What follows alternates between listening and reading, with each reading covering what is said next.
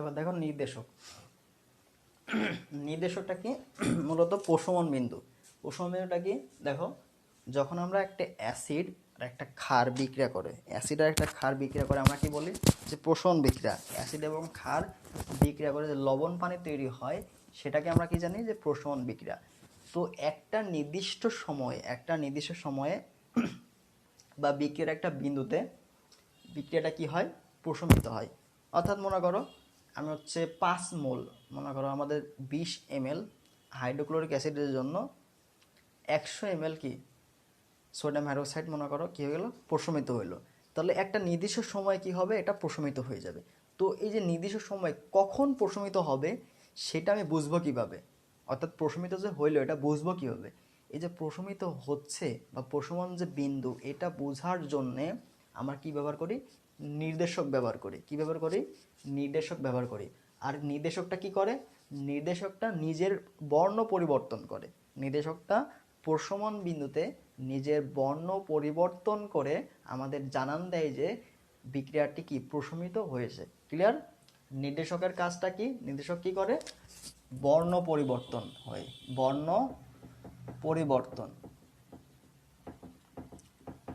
পরিবর্তন করে প্রশমন বিন্দুটা কি করে? চিহ্নিত করে। প্রশমন বিন্দু চিহ্নিত করে। প্রশমন বিন্দু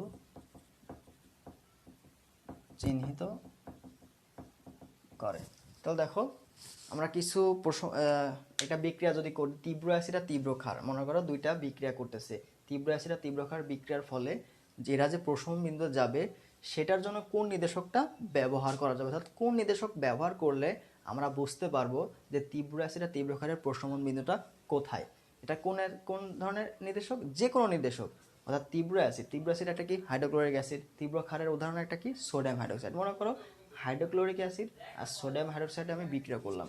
এবার বিক্রিয়ার ফলে আমরা মাথায় আসছে যে আমি কোন নির্দেশকটা ব্যবহার করলে এর কি প্রশমনীয়তা পাবো। যে কোনো নির্দেশক, তুমি এখানে মিথাইল অরেঞ্জ ব্যবহার করতে, মিথাইল রেড ব্যবহার করতে পারো, বা ফেনফথ্যালিন বা ইথানল। কেন?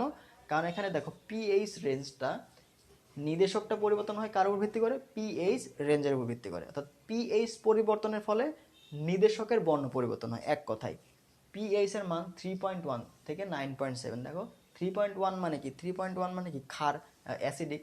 আর দেখো 9.7 মানে কি? ক্ষারীয়। তাহলে তীব্র অ্যাসিড আর তীব্র ক্ষারের প্রশমনীয়তার কি হয়? টোটালি অ্যাসিডিকও থাকে আবার কি ক্ষারীয়ও থাকে। যেহেতু অ্যাসিড এবং ক্ষারীয় দুইটা একসাথে অবস্থান করছে, এর জন্য কি যে কোনো নির্দেশক তুমি ব্যবহার করতে পারো। 2 নম্বরে আসো, তীব্র অ্যাসিড আর দুর্বল ক্ষার। তো তীব্র অ্যাসিড আর দুর্বল ক্ষার উদাহরণটা কি? হাইড্রোক্লোরিক অ্যাসিড একটা তীব্র ক্ষার অ্যাসিড, অ্যামোনিয়াম হাইড্রোক্সাইড সেটা কি? একটা দুর্বল ক্ষার। এই ক্ষেত্রে দেখো পিএইচ রেঞ্জ কত? 3.5 থেকে 7। অর্থাৎ কি অ্যাসিডিকের মধ্যে। এটা কি 3.5 থেকে 7 কি অ্যাসিডিকের মধ্যে। তো অ্যাসিডিক পিএইচে কারা কাজ করে? মিথাইল অরেঞ্জ আর কি মিথাইল রেড।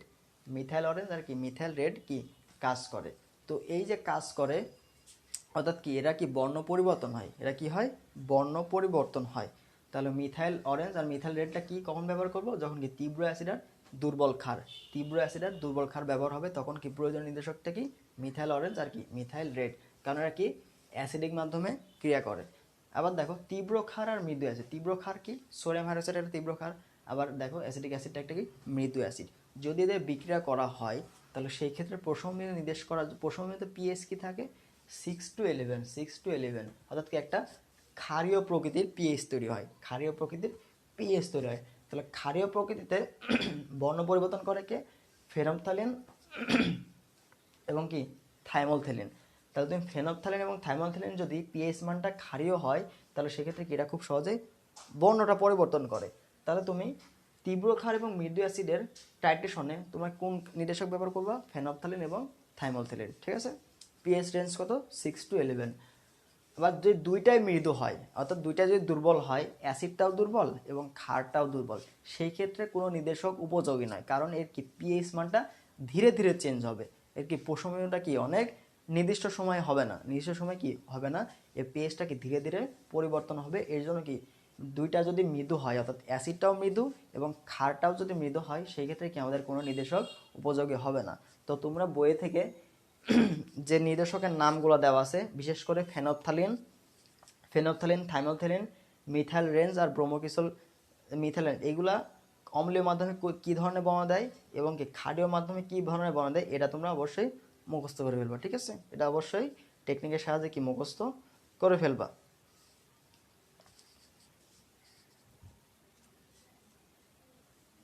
কারণ এখান থেকে দেখো প্রশ্ন আসছে, কোনটি মিথাইল অরেঞ্জ নির্দেশকের বর্ণ পরিবর্তন 3.1 থেকে 4.1। বিশেষ করে মিথাইল অরেঞ্জ ফেনপথ্যালিন, এই দুটা কিন্তু অনেক important. Methyl orange, methyl red, এগুলার কি পিএইচ মানটা অবশ্যই মুখস্থ করে ফেলবা। ঠিক আছে,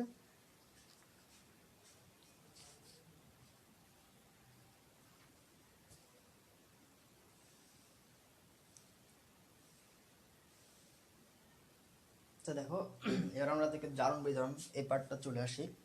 তো জারণ বিজারণটা অবশ্যই জানো অনেকে। জারণ মানে কি? ছারণ। কিসের ছারণ? ইলেকট্রন ছারণ। অর্থাৎ যদি ইলেকট্রন ত্যাগ করে, সেই ক্ষেত্রে কি হবে? জারণ ঘটে। আবার যদি বিজারণ মানে কি? ইলেকট্রন গ্রহণ। যদি ইলেকট্রন গ্রহণ করে সেক্ষেত্রে কি হবে? বিজারণ। ঠিক আছে, জারণ মানে কি? ইলেকট্রন ছারণ। আর বিজারণ মানে কি? ইলেকট্রন গ্রহণ। ইলেকট্রন যদি গ্রহণ করে সেক্ষেত্রে কি হবে? বিজারণ। ইলেকট্রন যদি ছাড়ে সেক্ষেত্রে কি হবে?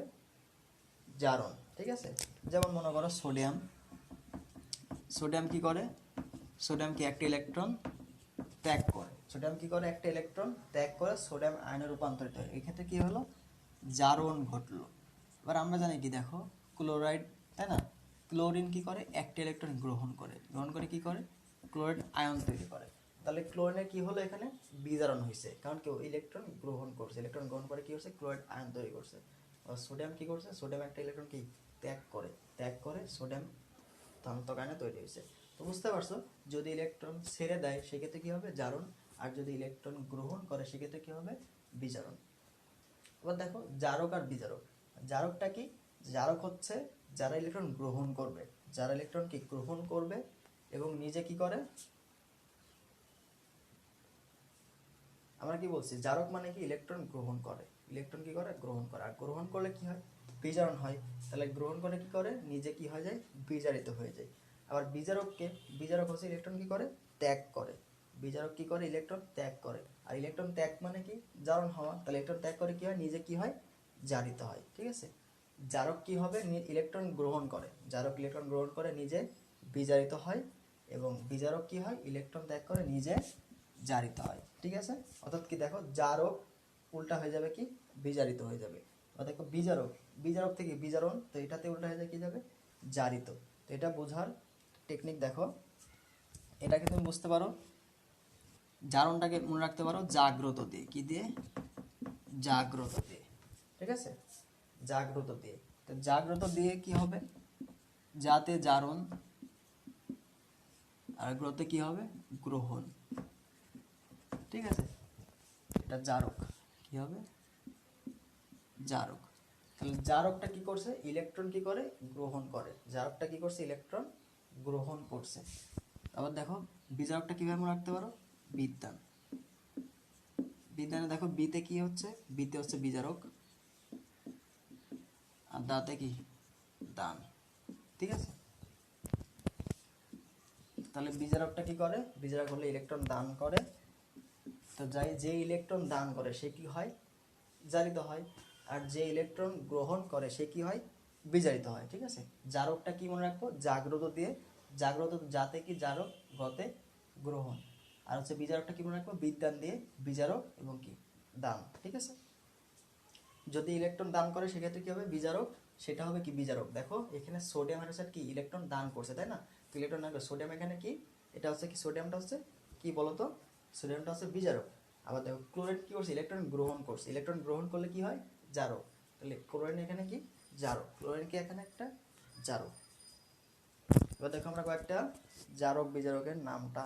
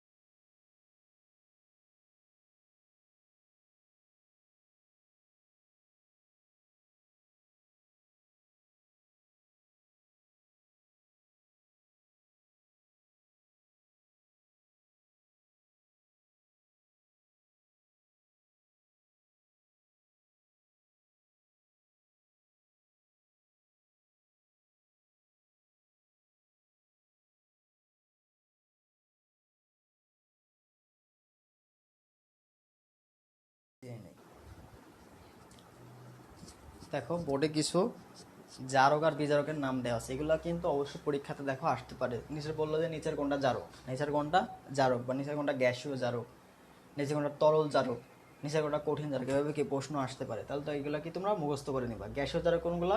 Fluorine, chlorine, fluorine, chlorine, oxygen, O3, এটা কি ওজোন গ্যাস। ওজোন গ্যাস একটা কি জারক। ওজোন গ্যাস একটা জিনিস খেয়াল করবা, ওজোন গ্যাস কিন্তু জারক এবং বিজারক উভয় হিসাবে ক্রিয়া করে। ওজোন গ্যাসটা কি করে? জারক এবং বিজারক উভয় হিসাবে ক্রিয়া করতে পারে। তারপর কি sulphur dioxide, sulphur dioxide, nitrogen dioxide, এই সালফার ডাইঅক্সাইড এটাও কিন্তু জারক এবং বিজারক উভয় হিসাবে ক্রিয়া করতে পারে। তো সালফার ডাইঅক্সাইডকে জারক হিসাবে ক্রিয়া করতে পারে, বিজারক হিসাবে ক্রিয়া করতে পারে। O3টাকে ওজন, ওজনটাকে জারক হিসাবে ক্রিয়া করতে পারে, বিজারক হিসাবে ক্রিয়া করতে পারে।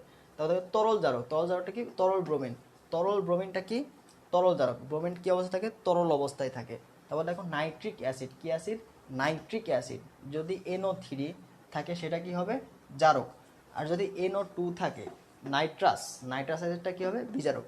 অর্থাৎ অক্সিজেন সংখ্যা যদি 1 কমে যায়, অক্সিজেন সংখ্যা যদি 1 কমে যায় সেক্ষেত্রে কি হয়? বিজারক হয়ে যায়। যেমন দেখো সালফিউরিক অ্যাসিড SO4, এটা কি জারক। আবার দেখো সালফিউরাস অ্যাসিড SO3, এখানে অক্সিজেন সংখ্যা কি 1 কমে গেছে না, তাহলে এটা কি হয়ে গেল? বিজারক হয়ে গেল।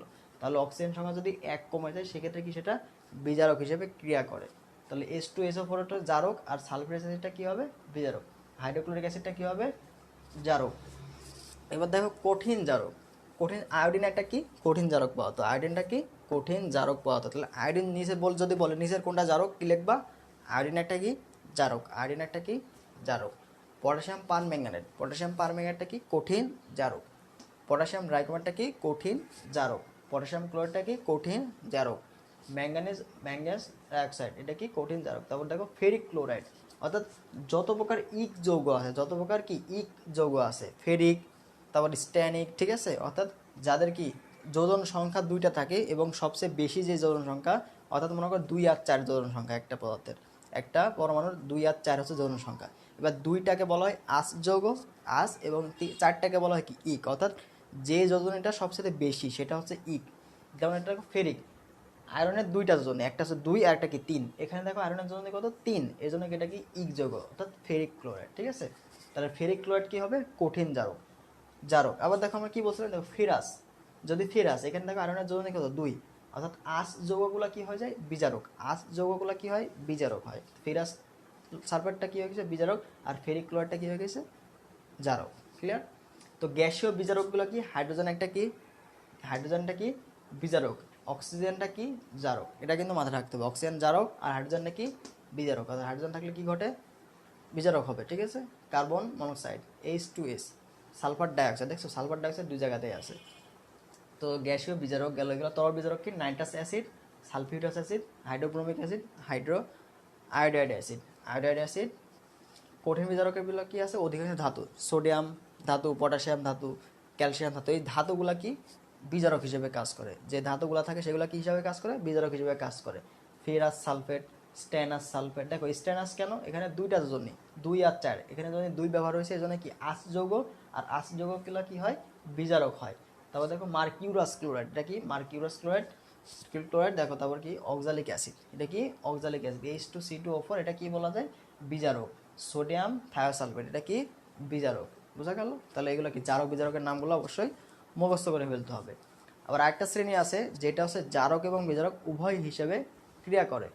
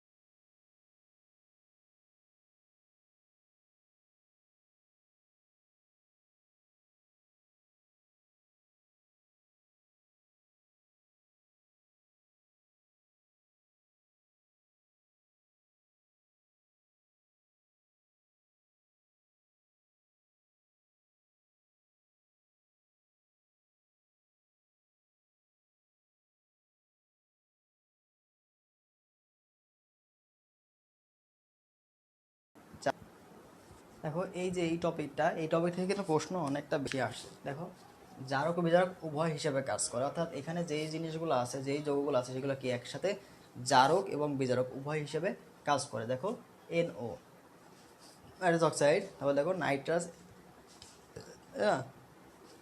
HNO2 অর্থাৎ কি নাইট্রাস অ্যাসিড। নাইট্রাস অ্যাসিডটা কি জারক এবং বিজারক উভয় হিসেবে কাজ করে। সালফার ডাইঅক্সাইডটাও কি জারক এবং বিজারক উভয় হিসেবে কাজ করে। হাইড্রোজেন পার অক্সাইডটাও কি জারক এবং বিজারক উভয় হিসেবে কাজ করে। তুমি জারক বললেও এটা হবে, বিজারক বললেও কি অ্যান্সার এটা থাকবে। সালফার ডাইঅক্সাইড এটাও কি উভয় হিসেবে কাজ করে, জারক ও বিজারক উভয় হিসেবে কাজ করে। O3 ওজোন গ্যাস, ওজোন গ্যাসটাও কি জারক এবং বিজারক উভয় হিসেবে ক্রিয়া করে। এবার তার একটা প্রশ্ন বলছে নিচের কোনটা উভয় অবস্থায় ক্রিয়া করে না। উভয় অবস্থায় বলতে জারক ও বিজারক বলছে। দেখো আমরা জানি কি নাইট্রাস অ্যাসিড, নাইট্রাস অ্যাসিডটা কি জারক ও বিজারক উভয় হিসেবে কাজ করে। সালফার ডাইঅক্সাইড, সালফার ডাইঅক্সাইড কি জারক ও বিজারক উভয় হিসেবে কাজ করে। O3 ওজোন গ্যাস, ওজোন গ্যাসটা কি জারক এবং বিজারক উভয় হিসেবে কাজ করে। তাহলে এই অপশনগুলোতে কি তিনটাই কি জারক বিজারক হিসেবে কাজ করে, তাহলে বাকিটা কি থাকছে অক্সিজেন। তাহলে অক্সিজেনটা কি এভাবে জারক বিজারক হিসেবে কাজ করে না, অ্যান্সার কি হবে অক্সিজেন। ঠিক আছে, তো এগুলো তোমরা অবশ্যই মুখস্থ করে নেবা খাতায় নোট করে, যে জারক বিজারকের নামগুলো লিখে দিলাম, বিজারক উভয় হিসেবে কাজ করে, এগুলো কি তোমরা খাতায় লিখে নাও। Sodium oxide NOHNO2, sulphur dioxide, hydrogen peroxide, sulphur dioxide এবং ওজোন গ্যাস, এগুলো কি জারক ও বিজারক উভয় হিসেবে কাজ করে।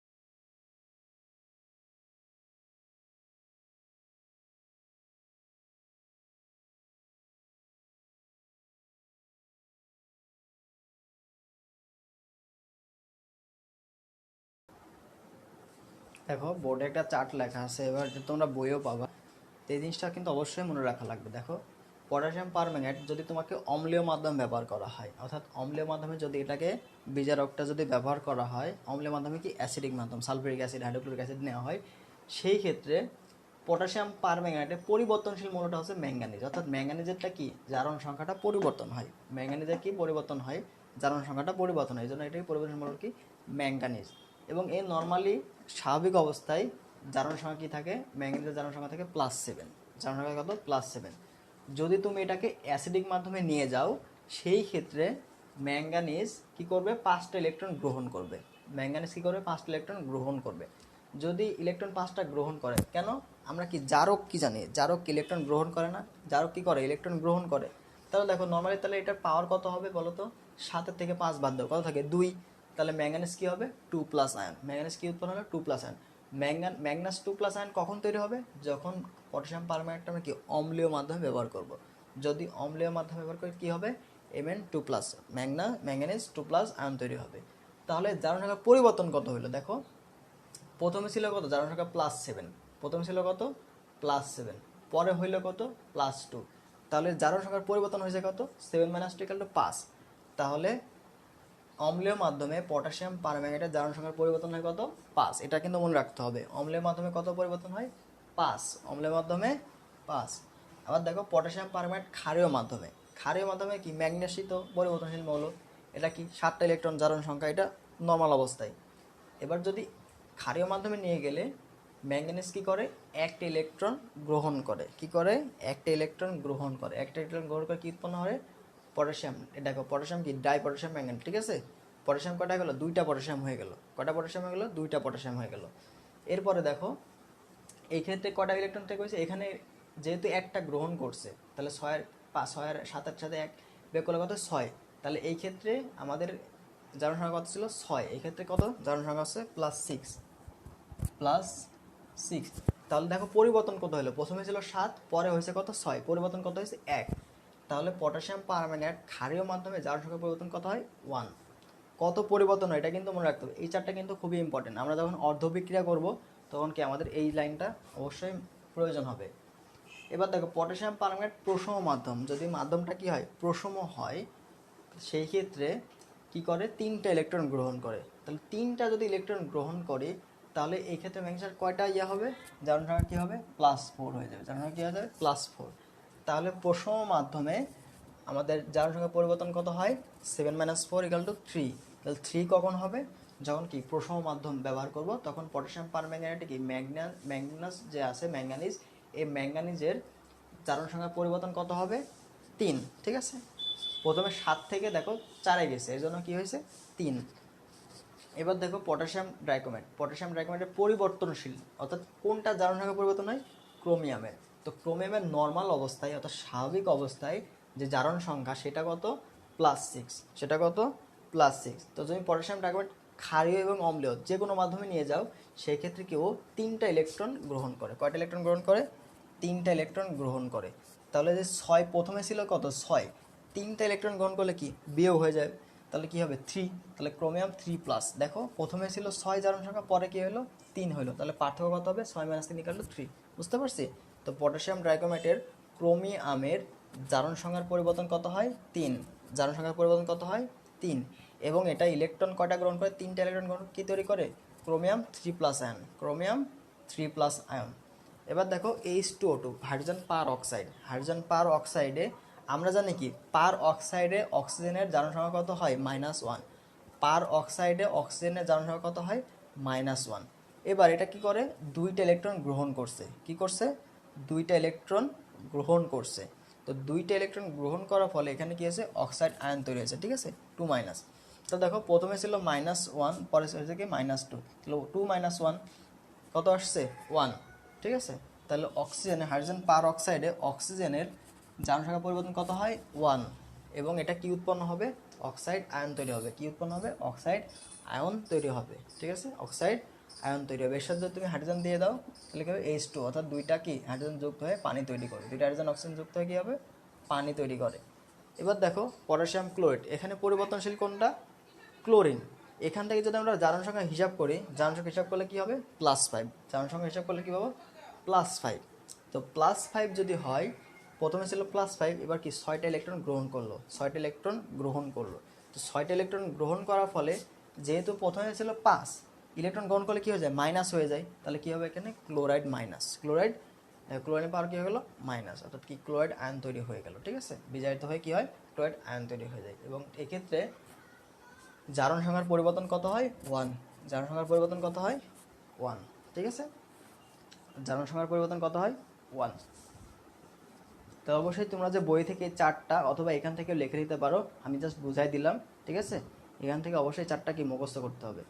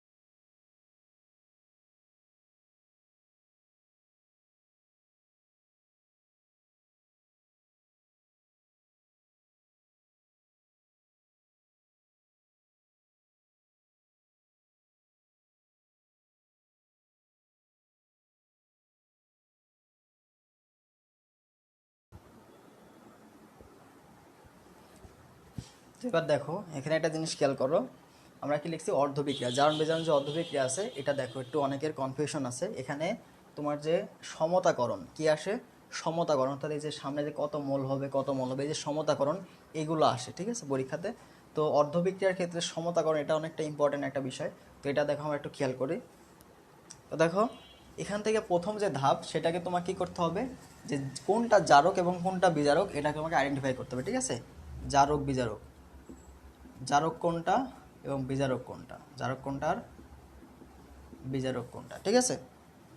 তো দেখো জারক আর বিজারকের ক্ষেত্রে কি করবা তুমি, আমরা যে একটা চার্ট পড়লাম তাই না, এটা যে চার্ট পড়লাম সেই চার্টে কি করলাম আমরা কয়েকটা কি জারকের নাম পড়ছিলাম তাই না, জারকের নাম পড়ছিলাম। সেখানে কি ছিল, পটাশিয়াম পারম্যাঙ্গনেটটা কি ছিল, একটা জারক। তো আমরা ইতিমধ্যে জেনে গেছি যে পটাশিয়াম পারম্যাঙ্গনেটটা একটা কি জারক।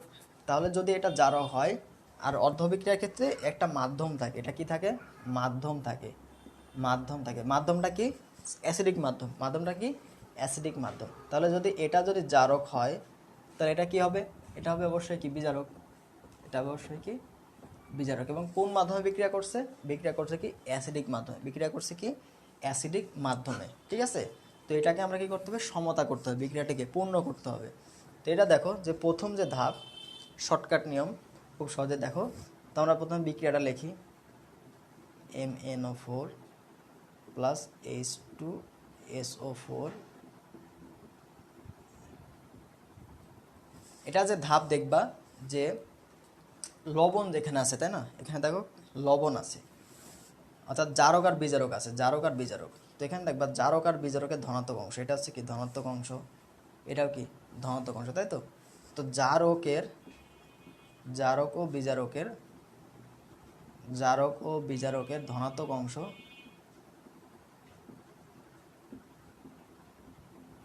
আমাদের, এটা কি পজিটিভ অংশ, এটা কি নেগেটিভ অংশ, তাই তো। এটা কি নেগেটিভ অংশ, এটা কি অনুঘটক, অর্থাৎ কি মাধ্যম, মাধ্যমের নেগেটিভ অংশ, তাই তো।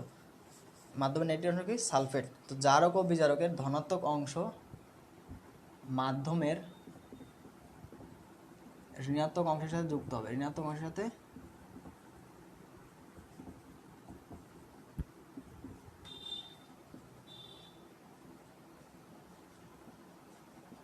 যুক্ত হয়ে লবণ তৈরি করবে, লবণ তৈরি করে। এক্ষেত্রে একটা জিনিস, যদি আস যৌগ থাকে, যদি কি থাকে আস যৌগ থাকে, এখান থেকে কী হবে, ইক যৌগে রূপান্তর হবে, কী হয়ে যাবে ইক যৌগে। দেখো আমরা কি করবো, প্রথমে জারক ও বিজারকের ধনাত্মক অংশ দেখো, এটা কি জারক এটা কি বিজারক। তাহলে জারকের এই ক্ষেত্রে পজিটিভ অংশ কোনটা, পটাশিয়াম। তাহলে আমরা পটাশিয়ামটা নিলাম, পটাশিয়াম। তো পটাশিয়ামের সাথে কি করব, ঋণাত্মক অংশ কি সালফেট। তো সালফেট যদি যোগ করি তাহলে কি উৎপন্ন হবে, পটাশিয়াম সালফেট। সব ক্লিয়ার। তো পটাশিয়াম সালফেট যদি যোগ হয়, এবার কি করলাম, বিজারকের অংশ শেষ, জারকের অংশ শেষ, এবার কি করব বিজারকের অংশ। বিজারকের অংশ দেখো পজিটিভ কোনটা, ফেরাস। তো এটা কি যোগ আছে, ফেরাস, ফেরাস সালফেট আছে। আমরা কি বলছিলাম, যদি আস থাকে, যদি কি থাকে আস থাকে, সেক্ষেত্রে কি হয়ে যাবে, ইক হয়ে যাবে। তো Fe2 প্লাস, Fe2 প্লাস হচ্ছে কি আস যোগ, আর Fe3 প্লাস, Fe3 প্লাস এটা কি যোগ, ইক যোগ। তাহলে এখানে ছিল ফেরাস সালফেট আর এখানে কি হয়ে যাবে, ফেরিক সালফেট, SO4 3। ক্লিয়ার। কি হলো এখানে বিষয়টা দেখো, জারক ও বিজারকের ধনাত্মক অংশ, জারক ও বিজারকের ধনাত্মক পটাশিয়াম, এখানে কি আছে আয়রন।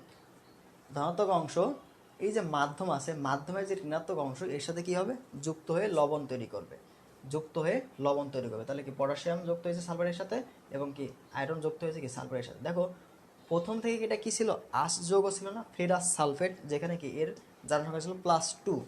এবং পরবর্তীতে দেখো এর জারণ সংখ্যা কি হয়ে গেছে, আমরা কি নিব ইক যৌগ, কি নিব ইক যৌগ। তাহলে ইক যৌগ কি হবে, Fe3+, এখানে কি FeSO4 3, বোঝা গেছে। আর এখানে কি হয়ে যাবে 2 Fe2SO4 3। তো এটা হলো কি প্রথম ধাপ, এটাকে হলো কি প্রথম ধাপে আমরা কি করব, জাস্ট ধনাত্মক অংশগুলোর সাথে, জারক বিজারকের ধনাত্মক অংশগুলোর সাথে মাধ্যমের ঋণাত্মক অংশের কি করব, যুক্ত করে লবণ তৈরি করব। আস যোগ থাকলে কি হয়ে যাবে, ইক হয়ে যাবে, আস যোগ থাকলে কি হয়ে যাবে, ইক হয়ে যাবে। এবারে দ্বিতীয় ধাপ দেখো, দ্বিতীয় ধাপে কি করব, এখান থেকে একটা জিনিস দেখো, আমাদের জারকে কি আছে, অক্সিজেন আছে না, জারকে আছে অক্সিজেন,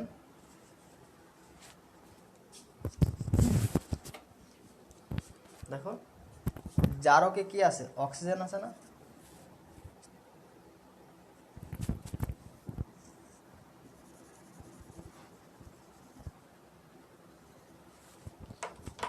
যাই হোক দেখো জারকে কি আছে, আমাদের অক্সিজেন আছে এবং মাধ্যমে কি আছে, হাইড্রোজেন আছে। তো জারকের অক্সিজেন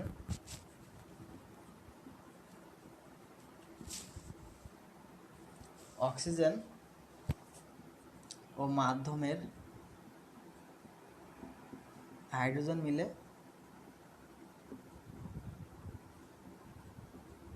পানি উৎপন্ন করে, পানি উৎপন্ন করে। হিসাব ক্লিয়ার?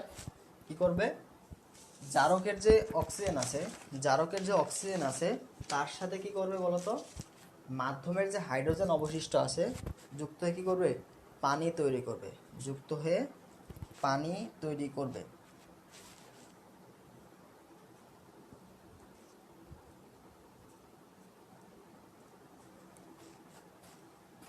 তাহলে দেখো যদি পানি তৈরি করে, যদি পানি তৈরি করে তাহলে কত মোল পানি তৈরি হবে, অক্সিজেন ও জারকের অক্সিজেন ও মাধ্যমে হাইড্রোজেন মিলে পানি উৎপন্ন করে, ঠিক আছে। তাহলে আমরা কি করলাম, পানি উৎপন্ন করলাম, কি করে দিলাম, পানি উৎপন্ন করলাম। এবার দেখবা যে যতটি অক্সিজেন আছে, যতটি অক্সিজেন আছে তত অণু পানি তৈরি হবে, যতটি অক্সিজেন থাকবে, যতটি অক্সিজেন থাকে ততটি পানি তৈরি হবে, ততটি কি হবে, পানি তৈরি হবে, ঠিক আছে, ততটি কি হবে, পানি তৈরি হবে।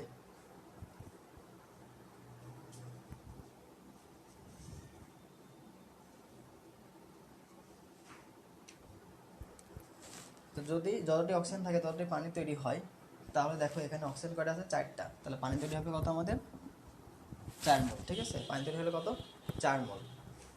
এবার যে বিষয় সেটা হচ্ছে যে জারকে এবং বিজারকে এই ক্ষেত্রে আমরা এদের সমতা করব, সমতা করতে কত কত নিতে হবে, ঠিক আছে, অর্থাৎ এর আগে কত সংখ্যা নিব, এর আগে কত সংখ্যা, এটা হচ্ছে মোল ফ্যাক্টর, ঠিক আছে, এটাই হচ্ছে কি মোল ফ্যাক্টর। তো দেখো পানি তৈরিটা বিষয় হচ্ছে জারকের অক্সিজেন এবং মাধ্যমের যে হাইড্রোজেন সেটা যুক্ত হয়ে কী হবে, পানি তৈরি হবে, এবং যত মোল অক্সিজেন থাকবে, যতটা অক্সিজেন থাকবে ততটা কি পানি তৈরি হবে। এখানে আছে কত, 4, এখানে তাহলে কত হয়েছে, 4 অণু, ঠিক আছে। তো এবার বিষয় হচ্ছে দেখো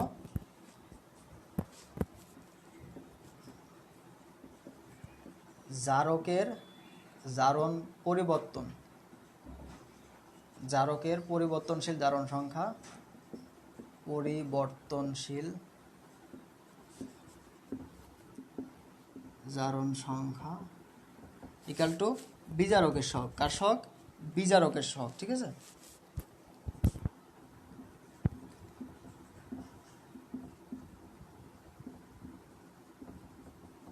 তাহলে বুঝো আমাদের এখানে জারক কত, পটাশিয়াম পারম্যাঙ্গানেট, এই পটাশিয়াম পারম্যাঙ্গানেটের জারণ সংখ্যা যেটা পরিবর্তন হয়েছে, জারণ সংখ্যা যত পরিবর্তন হয়েছে সেটা কার সহগ হবে, বিজারকের সহগ। তো আমরা দেখছিলাম পটাশিয়াম পারম্যাঙ্গানেট অম্লীয় মাধ্যমে কি করে, এর জারণ সংখ্যা প্রথমে ছিল 7 এবং এটা কি করছে, অম্লীয় মাধ্যমে ও কি করে 5টা ইলেকট্রন গ্রহণ করে, কয়টা ইলেকট্রন গ্রহণ করে, 5টা ইলেকট্রন গ্রহণ করে। দেখো ও কি করে, 5টা ইলেকট্রন গ্রহণ করে, উৎপন্ন করে কি Mn2+, ঠিক আছে। তাহলে প্রথমে ওর ইলেকট্রন জারণ সংখ্যা ছিল কত, 7, প্রথমে ছিল কত, জারণ সংখ্যা ছিল 7, পরবর্তী জারণ সংখ্যা কত হয়, +2, তাহলে পরিবর্তন কত হয়, 7 - 2 এগুলো কত, 5, পরিবর্তন হয়, জারণের পরিবর্তন হয় কত, প্রথমে ছিল জারণ সংখ্যা 7, এরপরে অ্যাসিডিক মাধ্যমে 5টা ইলেকট্রন গ্রহণ করে জারণ সংখ্যা কত হয়ে গেল, Mn2+, তাহলে টোটাল জারণ সংখ্যার পরিবর্তন কত হলো, 5, প্রথমে ছিল 7, পরে হলো 2, তাহলে কত হলো 5। তাহলে এই যে জারণ সংখ্যার পরিবর্তন হইলো এটা কার সহগ হবে, এটা কার সহগ হবে, এটা হবে কি বিজারকের সহগ, এটা কার সহগ হয়ে যাবে, বিজারকের সহগ। তো বিজারক এখানে কি ফেরাস সালফেট, তো এটা সহগ আমাদের কি হয়ে যাবে, 5, এটার সহগ কি হয়ে যাবে 5, এটা সহগ কি হয়ে গেল 5 হয়ে গেল। বোঝা গেছে? তো জারকের পরিবর্তনশীল জারণ সংখ্যা সমান কি হয়ে যাবে বিজারকের সহগ, অর্থাৎ জারকের যে জারণ সংখ্যাটা পরিবর্তন হচ্ছে অম্লীয় মাধ্যমে পরিবর্তন কত হয় 5, অম্লীয় মাধ্যমে কত হয় 5 পরিবর্তন হয়। কেন? প্রথমে 7 থেকে +2 রূপান্তর হয়, তাহলে 7 - 2 তাহলে কত হলো 5 পরিবর্তন হলো। তাহলে পরিবর্তনশীল জারণ সংখ্যা সমান কি হবে বিজারকের সহগ। এবার বিজারকের সহগ হলো, তাহলে এবার কি হবে বলতো জারকের সহগ কোনটা হবে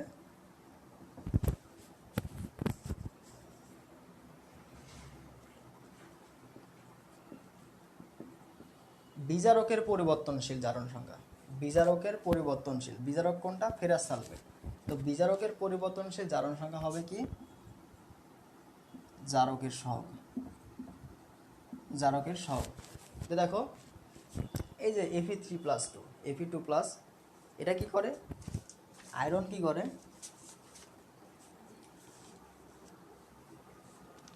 ঠিক আছে আয়রন কি করে অম্লীয় মাধ্যমটা কি ব্যবহার করছে এখানে অম্লীয় মাধ্যম, তাই তো।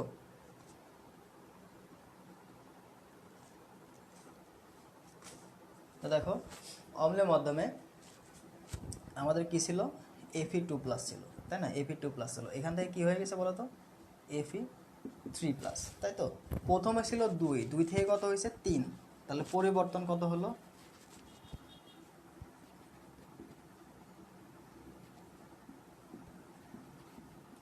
3 - 2 গেল কত 1, বোঝা গেল।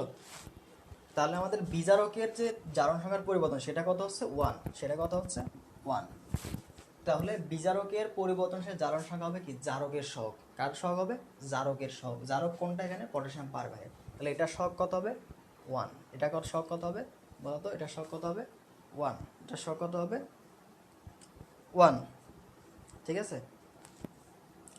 তো এখানে যে বিষয়টা আছে আমরা কি লিখলাম, যদি বিজারকের পরিবর্তনশীল জারণ সংখ্যা এটা হবে জারকের সহগ, আর জারকের পরিবর্তনশীল জারণ সংখ্যা হবে কি বিজারকের সহগ, ঠিক আছে।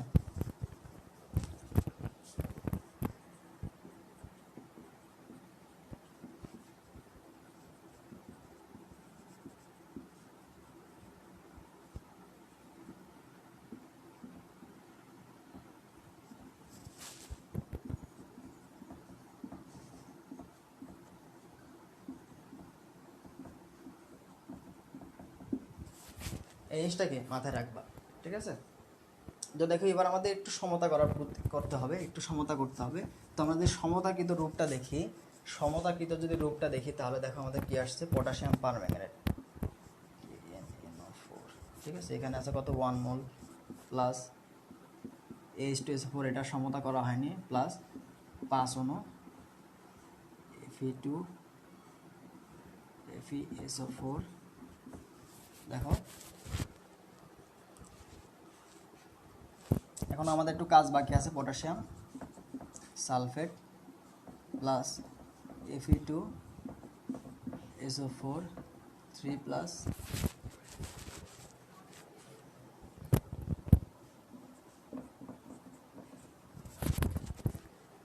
তো এখানে দেখো বিষয়টা দেখো আমাদের এখানে পটাশিয়াম কয়টা আছে, পটাশিয়াম আছে 2টা, কিন্তু আমাদের এখানে পটাশিয়াম কত আছে 1টা। তো দেখো এইটাকে যদি আমরা 2টা আছে এই পাশে আছে 1টা, তাহলে সমতা করতে হবে, তাই না।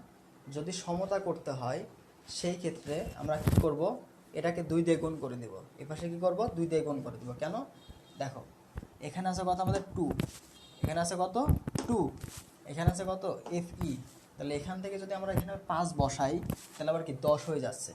তো আমরা এখানে 2 এটা যদি ভগ্নাংশ মান না নিতে চাই এসব দেখো তাহলে কি হবে হাফ নিতে হবে। যদি হাফ নেই তাহলে দেখো 1টা মিলবে, যদি হাফ নেই তাহলে কি বসবে 1 মিলবে। আবার Fe2 এক্ষেত্রে দেখো কি আছে 5, যদি আমরা 5 নেই তাহলে কি হয়ে যায় 10টা হয়ে যাচ্ছে, তাহলে এখানে কি নিব হাফ, এখানে কি নেব 2 দিয়ে যদি কাটা যায় তাহলে কি 5টা আয়রন মিলছে।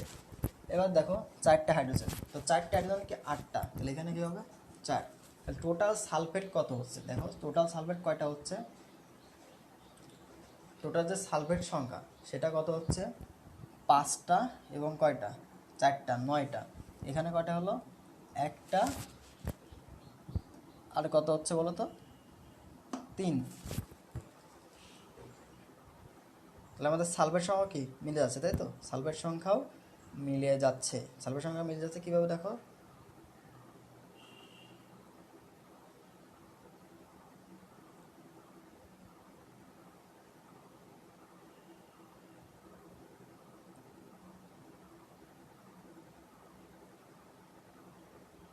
ঠিক আছে? তো এই যে মানগুলা যদি ভগ্নাংশ না করতে চাই, মানগুলা যদি ভগ্নাংশ না করতে চাই, সেই ক্ষেত্রে আমাদের কি পরিহার করতে হবে বলতো?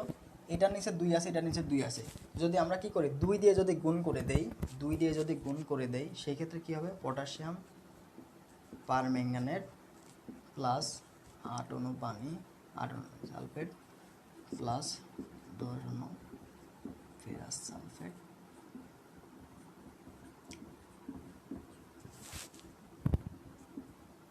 আমরা কি করেছি 2 দিয়ে গুণ করে, আমরা কি ভগ্নাংশ মানটা রাখবো না, ভগ্নাংশ মান রাখা যাবে না, এই জন্য আমরা কি লিখছি 2 দিয়ে গুণ করেছি। তো এই নিয়মগুলো যদি তুমি ফলো করো তাহলে খুব সহজে কি করতে পারবা, এই যে জারণ বিজারণ অর্ধ জারণ বিজারণ বিক্রিয়া এগুলো কি তুমি খুব সহজেই করতে পারবা। ঠিক আছে, জারণ বিজারণ কি খুব সহজেই করতে পারবা। এবং মাথায় রাখবা যখন তোমার এখানে ভগ্নাংশ মান থাকবে সেটা কি তুমি ভগ্নাংশ না রেখে কি নিচে যত থাকবে তত দেখি উভয় গুণ করে দিবা, তাহলে এটা কি হয়ে যাবে আমাদের সমতাকৃত রূপ। ঠিক আছে, এটা হয়ে যাবে কি সমতাকৃত রূপ, যে জারক বিজারকের সব কত, এটাই আমাদের কি মেইন বিষয়। ঠিক আছে।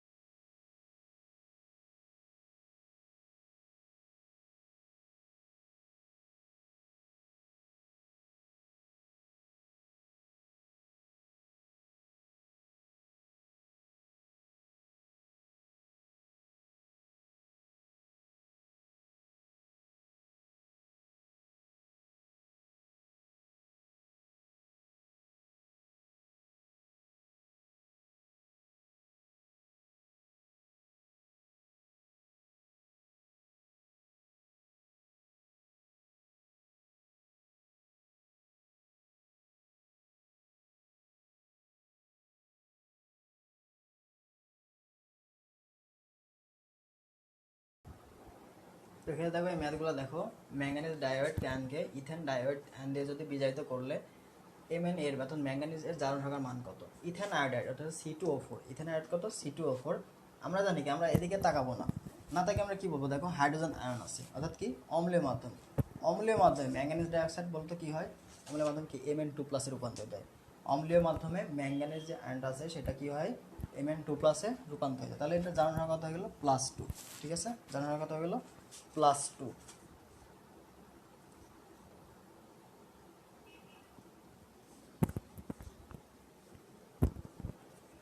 এবার যে বিষয়গুলো আছে সেগুলো আছে ম্যাথ করার ক্ষেত্রে কি আছে, এই যে জারক বিজারক যে অর্ধবিক্রিয়াগুলো আছে এগুলোতে কি ম্যাথ আসে, কি আসে ম্যাথ আসে। সেই ক্ষেত্রে তুমি যেটা করবা, ডাইরেক্ট সূত্র যেটা আছে এটা সূত্র তুমি ব্যবহার করবে, এটা মোল সংখ্যা গুণন তুল্য সংখ্যা, মোল সংখ্যা গুণন কত তুল্য সংখ্যা, এটা কি জারক।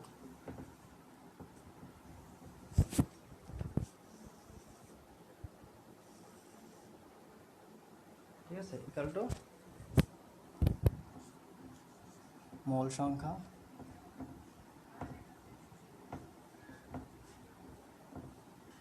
গুণন তুল্য সংখ্যা গুণন বিজারক।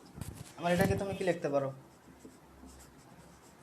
যদি তোমার মোল সংখ্যা চাই তাহলে তুমি এই সূত্র ব্যবহার করবা, আর যদি মোল সংখ্যা না চাই তাহলে কি SV গুণন কি ই মোল সংখ্যা জারক equal to summation of SV গুণন তুল্য সংখ্যা কার বিজারকের। ঠিক আছে, এই সূত্রগুলো ব্যবহার করে কি তুমি খুব সহজেই বের করতে পারো। এবার দেখো কয়েকটা তুল্য সংখ্যা আমরা লিখে দিই, কয়েকটা তুল্য সংখ্যা লিখে দিই। তুল্য সংখ্যাগুলো তুমি মুখস্থ রাখবা অবশ্যই। পটাশিয়াম পারম্যাঙ্গানেট এর তুল্য সংখ্যা হচ্ছে 5, এর তুল্য সংখ্যা কত 5। আমরা এই তুল্য সংখ্যাগুলো দিয়ে কি কয়েকটা ম্যাথ করবো, তুল্য সংখ্যা 5। তারপর দেখো পটাশিয়াম ডাইক্রোমেট এর তুল্য সংখ্যা কত, তুল্য সংখ্যা হচ্ছে 6। অর্থাৎ এই দেখো একটা বিষয় খেয়াল রাখো, এই যে জারক বিজারকের, ঠিক আছে, এই তুল্য সংখ্যাগুলো তোমরা অবশ্যই মুখস্থ রাখবে। মুখস্থ রাখলে কি অঙ্ক করা সহজ হয়। বিশেষ করে পটাশিয়াম পারম্যাঙ্গানেট আর কি পটাশিয়াম ডাইক্রোমেটটা কি অবশ্যই মুখস্থ রাখার চেষ্টা করবে। ClO4 ClO3 এটা তুল্য সংখ্যা কত, এর তুল্য সংখ্যা হচ্ছে 6। যেগুলো ইম্পর্টেন্ট সেগুলো আমি লিখে দিচ্ছি। H2O2 এর তুল্য সংখ্যা হচ্ছে 2। ফেরাস সালফেট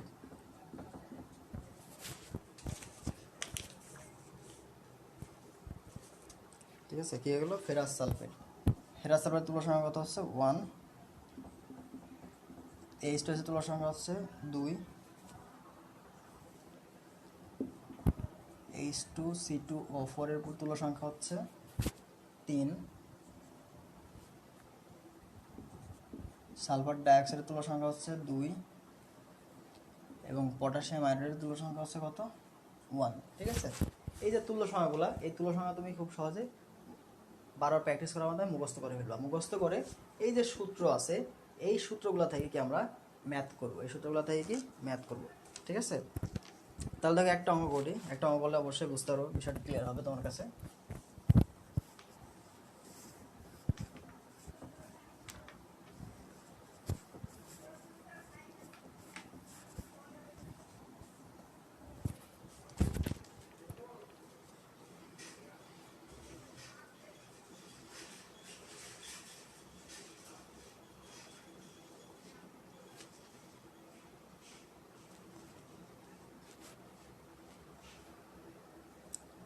সেখানে দেখছি এমন টাইপের কোনো ম্যাথ পাওয়া যাচ্ছে না।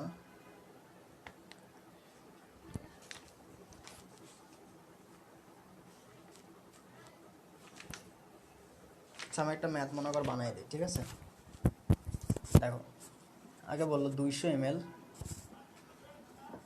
পটাশিয়াম পারম্যাঙ্গানেট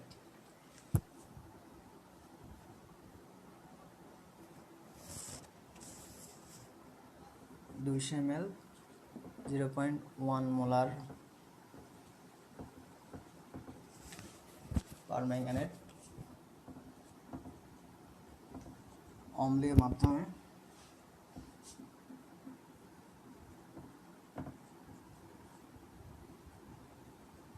বিক্রিয়া করে,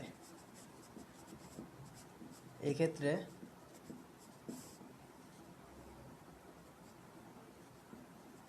পাঁচশো ml কত ঘনমাত্রার ফেরাস সালফেট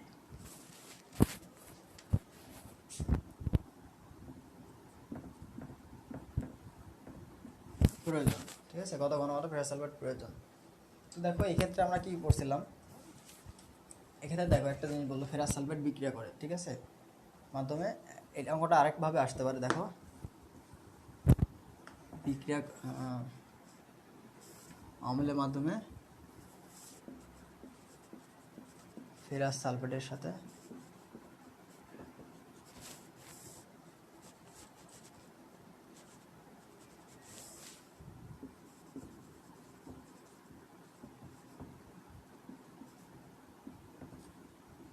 কত গ্রাম Fe2+,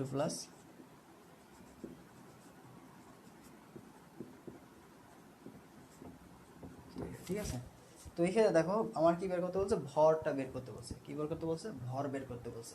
তো ভর বের করার ক্ষেত্রে আমি কি পাবো, মোল সংখ্যা লাগবে। ভর বের করতে কি লাগে, মোল সংখ্যা লাগে। আমরা জানি কি সামেশন অফ মোল সংখ্যা গুণন তুল্য সংখ্যা, এটা কিসের ক্ষেত্রে, জারকের ক্ষেত্রে। জারক কটা, এটা জারক, এটা কি বিজারক, equal to summation of mole সংখ্যা গুণন কি তুল্য সংখ্যা, এটা কিসের, বিজারক, ঠিক আছে। যদি তুমি করো তাহলে জারকের মোল সংখ্যা কী হবে, আমরা কি করবো 200 গুণন 0.1, তুল্য সংখ্যা কত, জারকের তুল্য সংখ্যা কত বলতো, পটাশিয়াম পারম্যাঙ্গানেটের তুল্য সংখ্যা কত, আমরা কি করলাম, তুল্য সংখ্যা কত ছিল 5, তুল্য সংখ্যা কত ছিল 5, পটাশিয়াম পারম্যাঙ্গানেটের তুল্য সংখ্যা কত 5, ইকুয়াল টু মোল সংখ্যা, মোল সংখ্যা জানা না, এটা আমরা কি বসাবো, n বসাবো, n ইন্টু সালফার, ফেরাস সালফারের তুল্য সংখ্যা কত 1। তো যদি এটা হিসাব করি 200 গুণন 1/10 গুণন 5 ইকুয়াল টু কত n। এই n সমান আমরা কি লিখতে পারি বলতো, W/m না, W/m, W কত m।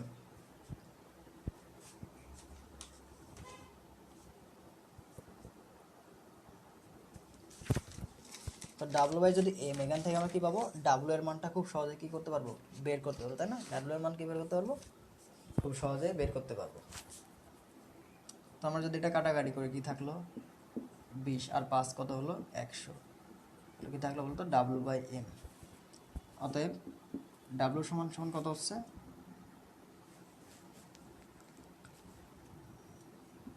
100 গুণন m। তোমার কি বলছে, আয়রনের কত গ্রাম লাগবে, আয়রনের কত গ্রাম উৎপন্ন হয়, তাহলে আয়রনের ঘনমাত্রা, আয়রনের m কত জানো, আণবিক ভর 58.5। এক্ষেত্রে একটা জিনিস মাথায় রাখবা, সেটা হচ্ছে 200 যেটা আছে এটাকে অবশ্যই কি লিটারে নিয়ে যেতে হবে, এটা কি করতে হবে, লিটারে নিয়ে যেতে হবে। তো লিটারে যদি নিয়ে যাই তাহলে 200কে লিটারে নিয়ে গেলে কত হয় বলো তো, 0.2, 200কে লিটারে নিয়ে গেলে কী হবে 0.2, 0.2 তাকে আমরা কি লিখতে পারি 2 ভাগ কত, 2/10, তাই না, 2/10।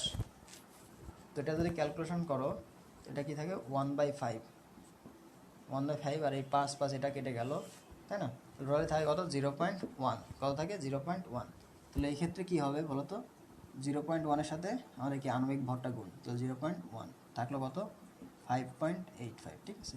টোটাল আমাদের কি উৎপন্ন হচ্ছে, তো এই বিক্রিয়া থেকে উৎপন্ন হচ্ছে কত, ফেরাস সালফেট 5.85। তো এই যে এই সূত্রগুলো ব্যবহার করে তুমি এই ম্যাথগুলো করতে পারবে, ঠিক আছে। আচ্ছা দেখো অনেকগুলো সলিউশন করলাম। তো এই ক্ষেত্রে কী কী সাজেশন আমি দেই, কোন কোন জিনিসগুলো তোমরা এখন দেখবা, তোমরা বই থেকে দেখবা জারণ সংখ্যা নির্ণয়, কী নির্ণয়, জারণ সংখ্যা নির্ণয়, যেগুলো দেখবা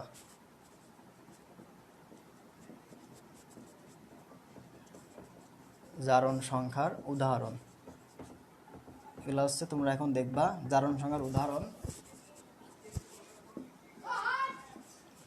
অর্ধ বিক্রিয়ার উদাহরণ,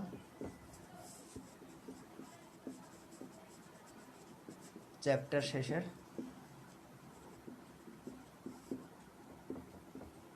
এমসিকিউ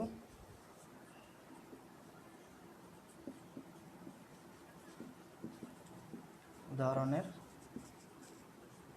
সকল ম্যাথ। ঠিক আছে, এই চারটা জিনিস তোমরা এখন দেখবা, এই চারটা জিনিস তোমরা দেখবা। এখন এই চারটা জিনিস করতে যদি তোমাদের কোনো প্রবলেম হয় সেটা তোমরা আমাদের মেসেঞ্জার গ্রুপ আছে ওটাতে শেয়ার করে দেবা এবং ওটাতে আমরা কি সমাধান করার চেষ্টা করবো। ঠিক আছে, তো শেষ সময়ে বেশি বেশি প্র্যাকটিস করার চেষ্টা করো। এই অধ্যায়টা যে যত বেশি প্র্যাকটিস করবে তার কি তত বেশি সমস্যা হবে। আর যদি সমস্যা হয় তাহলে আমাকে ইনবক্সে জানাতে পারো অথবা আমাদের মেসেঞ্জার গ্রুপে পোস্ট করে দাও, আমি ওখানে তোমাকে সমাধান চেষ্টা করবো। ঠিক আছে, আচ্ছা আশা করি সবাই ভালো থাকো। আচ্ছা, সমস্যা হলে অবশ্যই জানাও।